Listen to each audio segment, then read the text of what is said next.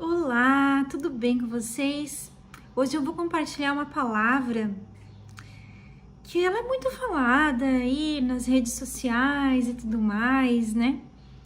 Mas eu quero abordar esse assunto de uma forma diferente. E qual que é o assunto? É sobre a inveja. E eu vou começar lendo um versículo, tá? Aqui em Provérbios, capítulo 27, versículo 4. A ira é cruel e a fúria como a inundação, mas a inveja é ainda mais perigosa. E agora eu me lembrei de uma outra parte da Bíblia também que relata sobre isso e o perigo desse sentimento, que é a inveja. Tá lá em Gênesis a história de Abel e Caim. Deixa eu só ver aqui onde que tá escrito, eu não lembro direito, tá? Vamos lá.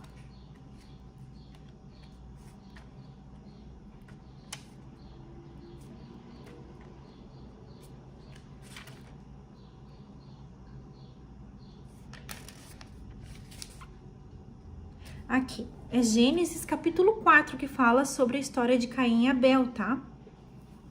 Contextualizando, falando um pouco sobre a história. Se você ainda não conhece, depois você pode ir lá na sua Bíblia e ler todo o capítulo 4, que você vai entender. Caim e Abel, eles eram irmãos, né? E quando os meninos eles cresceram, Abel se tornou pastor de ovelhas e Caim ele cultivava o solo.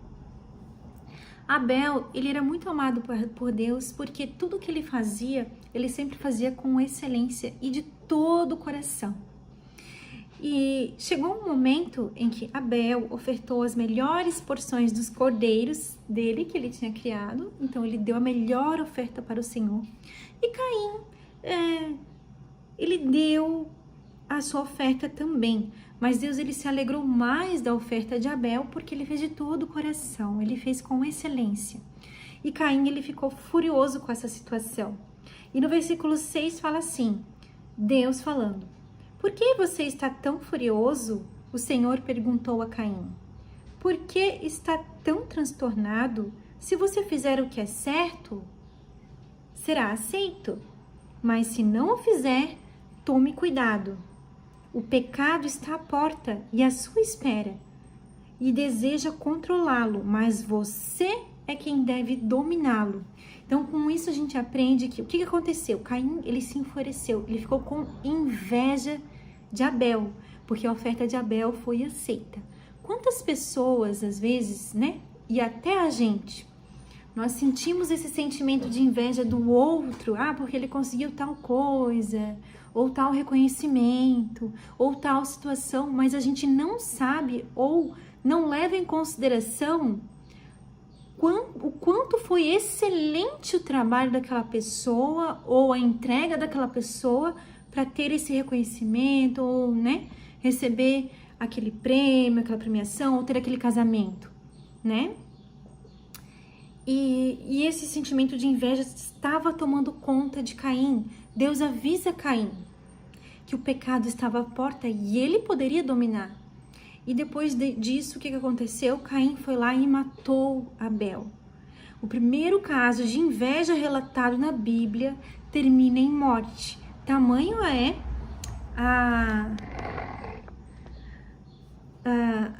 a seriedade desse sentimento de inveja que nós lemos lá em Provérbios. Depois que Caim matou Abel, Deus ainda veio, e eu digo que Deus deu uma segunda chance para Abel.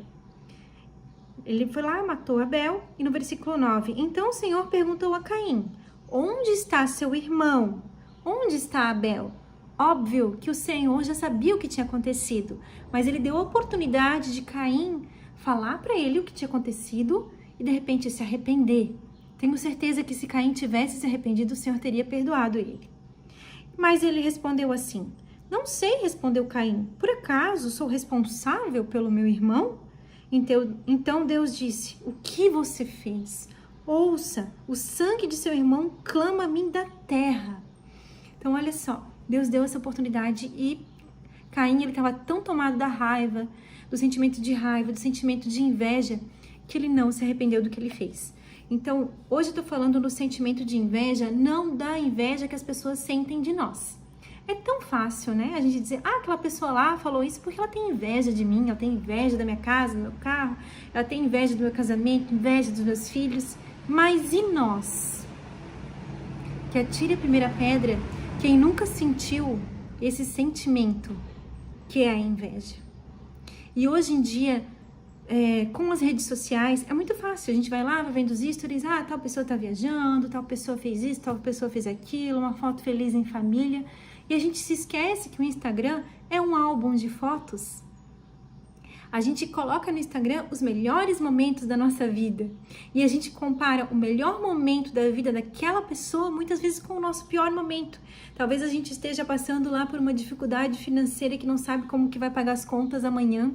Talvez a geladeira esteja vazia, mesmo andando num carro de luxo, a geladeira vazia, o nome sujo, não consegue nem vender o carro porque ninguém aceita, porque tá todo enrolado. Olha só. E aí você compara o seu pior momento com o melhor momento da outra pessoa, sendo que você não sabe as entrelinhas e não sabe a situação. Então, o meu convite hoje é que nós, né, possamos refletir sobre isso.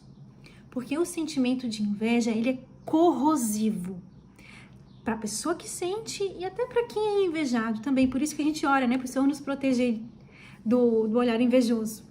Mas o quanto ele é destrutivo para nós mesmos. As consequências de Caim. Vamos ver as consequências. O próprio solo que bebeu o sangue de seu irmão, sangue que você derramou, amaldiçoa você. O solo não lhe dará boas colheitas, por mais que você se esforce. Olha só o que o sentimento de inveja faz. Por mais que você se esforce, enquanto você está invejando as outras pessoas, as outras coisas, nunca é o suficiente. A colheita não vem, que você está preso na vida de outras pessoas. E tem gente assim que, tira para ter um ódio da gente que não tem explicação, né?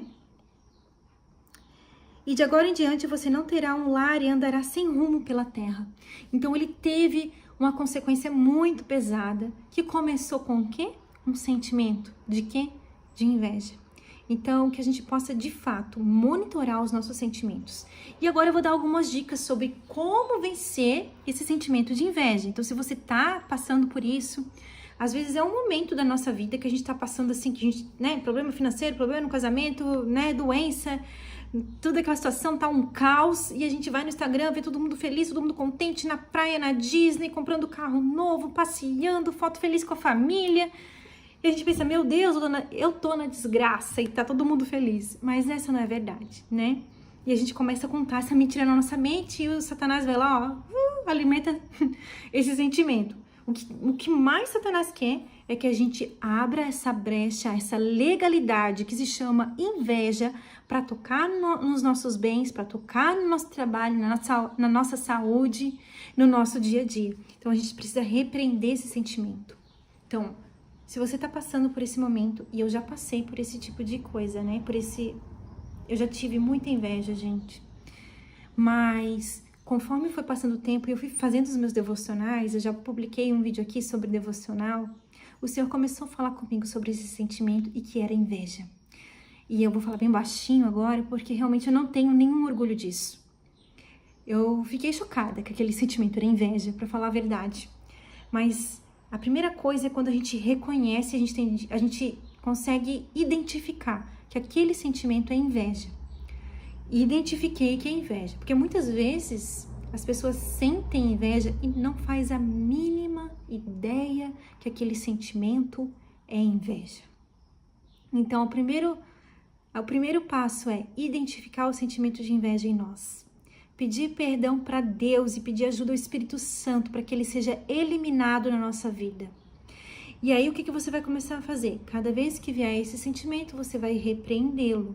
E você vai começar a entender quais são os gatilhos para você sentir aquilo. É de uma pessoa específica? Quem sabe deixa de seguir, ou se você vê os stories dela, coloca lá para não ver os stories. Dá um tempo, né? E o que mais você vai fazer, né? Vai identificar quais são os gatilhos, vai pedir para o Espírito Santo te ajudar, vai repreender esse sentimento sempre que ele vier, e você também vai orar e agradecer a Deus pela conquista das outras pessoas. Você viu lá que um amigo seu ou um familiar trocou de carros, por exemplo, comprou uma casa nova, uma casa própria. Você vai se alegrar com essa pessoa. Você vai mandar os parabéns, você vai dizer, nossa Deus, que legal que essa pessoa está evoluindo. E você vai começar a praticar isso dentro de você. Vai começar a pedir perdão a Deus sempre que o sentimento vier, agradecer a Deus pela conquista dos outros, se alegrar com a conquista do outro e ser grato por aquilo que você já tem. Rubem, eu não tenho nada, minha geladeira tá vazia, eu tô desempregado, meu filho tá doente, minha mãe tá com depressão, parece que eu só consigo ver ruína. Eu tô lá no vale, né? Lá em Salmo 91 fala disso, o vale da sombra da morte. Mas o que o Senhor fala? Não terei medo, porque eu estarei contigo. Não tenha medo, porque eu estarei ali contigo. Vamos lá pro Salmo 91, né, gente? Eu não ia ler, mas agora vamos. Peraí.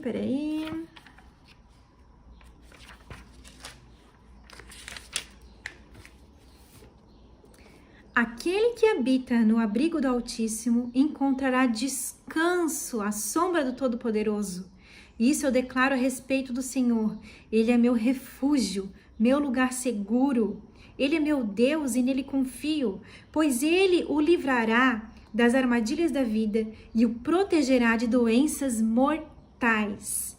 Ele o cobrirá com suas penas e o abrigará sobre suas asas. A sua fidelidade é armadura e proteção. Não tenha medo dos terrores da noite, nem da flecha que voa durante o dia. Não tema a praga que se aproxima na escuridão, nem a calamidade que devasta ao meio-dia. Ainda que 1000 caiam ao seu lado e 10.000 morram ao seu redor, você não será atingido. Basta abrir os olhos e verá como são castigados os perversos. Se você se refugiar no Senhor, se fizer do Altíssimo seu abrigo, nenhum mal o atingirá, nenhuma praga se aproximará da sua casa, pois ele ordenará a seus anjos que o protejam aonde quer que você vá, e o sustentarão com as mãos, para que não machuque nem o pé em nenhuma pedra. Ele pisará leões e cobras, esmagará leões ferozes e serpentes debaixo dos seus pés. Gente, desculpa, é Salmo 23, tá? Mas o Salmo 91, ele serve de proteção também, né? Salmo 23, versículo 4. Mesmo quando eu andar pelo escuro vale da morte, não terei medo, pois tu estás ao meu lado. Então, olha só, vão existir vales na nossa vida. É verdade. Mas como que eu enfrento esse vale? Como que eu atravesso esse vale? Então, agradeça por aquilo que o Senhor já tem feito. Não tem nada na geladeira? Coloca a mão na geladeira e ora, Senhor, enche essa geladeira que nunca mais venha faltar nada na minha casa. Senhor, obrigada porque eu acordei hoje, obrigada porque estou respirando, obrigada porque eu tenho um colchão para me deitar, uma casa para morar, obrigada porque eu tenho família, obrigada pela vida do meu filho. Agradeça nos mínimos detalhes. O Senhor, Ele está no nosso dia a dia.